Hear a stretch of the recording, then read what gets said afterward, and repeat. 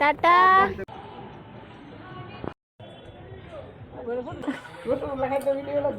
Hey guys, welcome back to my channel. কেমন আছো তোমরা? আশা করি সবাই ভালো আছো, সুস্থ আছো। আর আরও একটা নতুন ব্লগে তোমাদের সবাইকে স্বাগতম। তো বন্ধুরা, এদিকে দেখতেছো আমি রেডি হয়ে গেছি যে কোথাও একটা যাওয়ার লেগে। তো যাইতেছি আজকে আমার এক দিদির বাড়িতে। আসলে দিদি নতুন ঘর তুলছে, তো আজকে হয়েছে গৃহপ্রবেশ। কালকেই করজাতটা হয়েছে, তো আমি কালকে যাইতে পারছি না, যে কারণে আজকে যাইতেছি। অ্যাকচুয়ালি নিমন্ত্রণ 2 দিনেরই। তো প্রথম দিন যাইতে পারছি না, দ্বিতীয় দিন যাইতেছি আর কি। আর আজকে যদি না যাই দিদি ভীষণ রাগ হইব, কারণ অনেকবারই কইছে যে ঘরযাত্রা যাইতে হইব।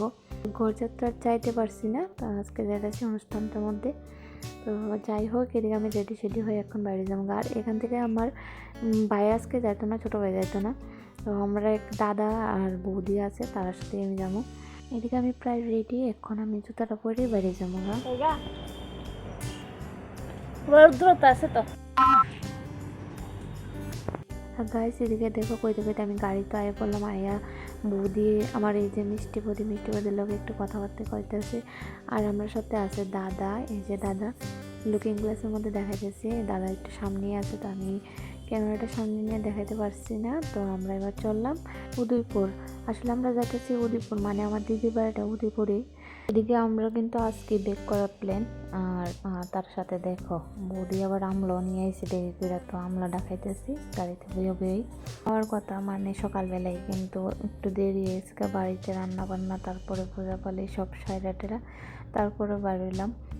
এদিকে বৌদিও বাড়িতে কাজটা শেষ করে তারপরে বাড়িছে আর কি। মেন কথা হইলো, মানে আমরা মেয়েরা চাইলেই বাড়িতে পারি না আর কি, সব সাইরাটেরা তারপরে বাড়ান লাগে। তো যাই হোক, এদিকে আবার দাদা আবার কোল্ড ড্রিঙ্কসও কিনে দিছি, তো কোল্ড ড্রিঙ্কসটা আমরা খাইতেছি বৌদি আর মিলে। তার মধ্যে আমরা পৌঁছেও গেছি গা। তো বন্ধুরা, আমার ব্লগটা কন্টিনিউ করতে থাকো। আর আমার দিদির এই স্বপ্নের বাড়িটা আমরা দেখাইতেছি একটুর মধ্যে, পাশে থাকো। আইতো না, কেউ আইতো না, আমরাই আমরা। সো গাইস, এদিকে দেখো ফাইনালি আমি দিদির বাড়িতে ঢুকতেছি। আর এই হচ্ছে দিদির নতুন বাড়ি, আর এই হচ্ছে দিদি।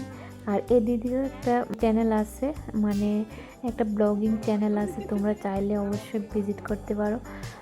দিদির চ্যানেলটার নাম হয়েছে নিউতেস ব্লগ। আর ওই চ্যানেলে দিদির যত সুখ আনন্দ দুঃখ যা কিছুই আছে সারাদিনের ব্লগ শেয়ার করে, তোমরা অবশ্যই দেখো।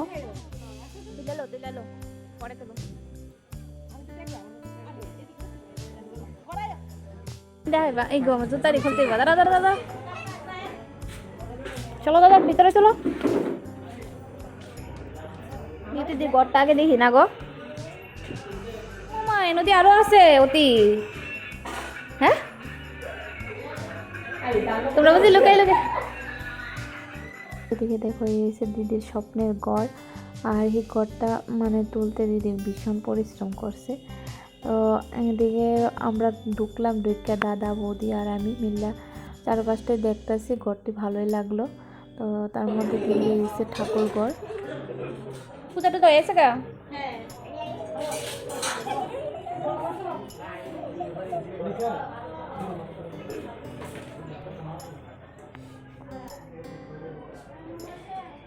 দাদার একটা ফোন করো। তো ঘরের ভিতর থেকে দেখা এদিকে আমরা বইয়া নিলাম। আর এদিকে হয়েছে আমরা আর একটা বৌদি। তো বৌদি ভীষণ ক্লান্ত, সেরা কাজ টাজ করছে, আর আমরা বই বই খাইতেছি।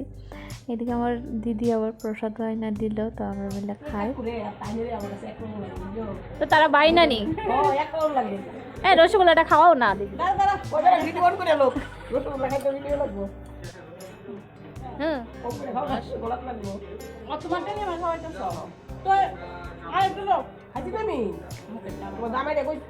তোমার জামাই রে কইছি খাইতো সুগার বলে বেশি খাইতো, তোমার খাইলে বড় খাওয়াবো জামাই খাওয়াবো।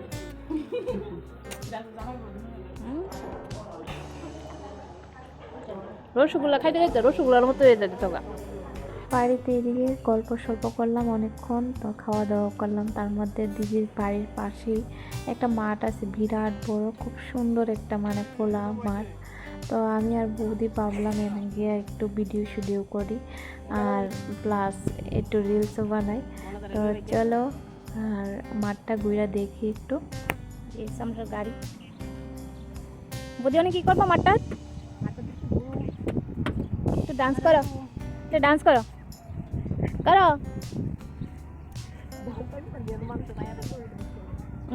কেডা দেখবো, কেউ তো নাই, খালি মাঠ। কত বড়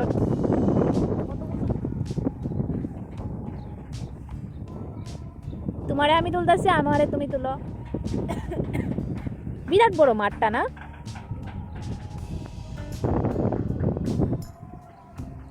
নিয়তিদের বিয়ার সময় দেখছি এ ডজার আর এ টিলাডা।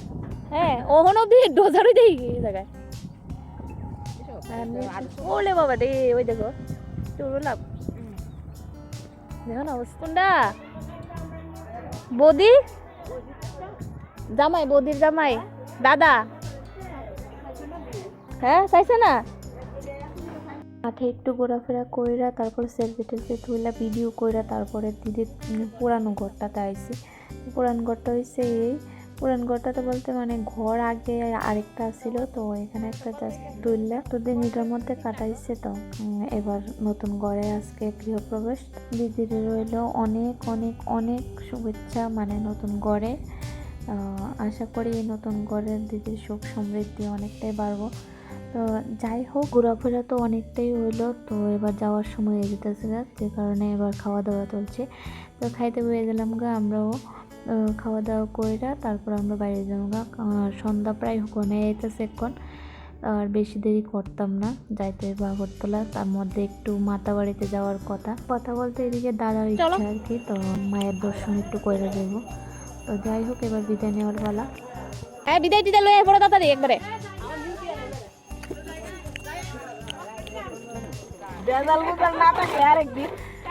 টাটা। ওই দিদি যাইও। এই ঠিক আছে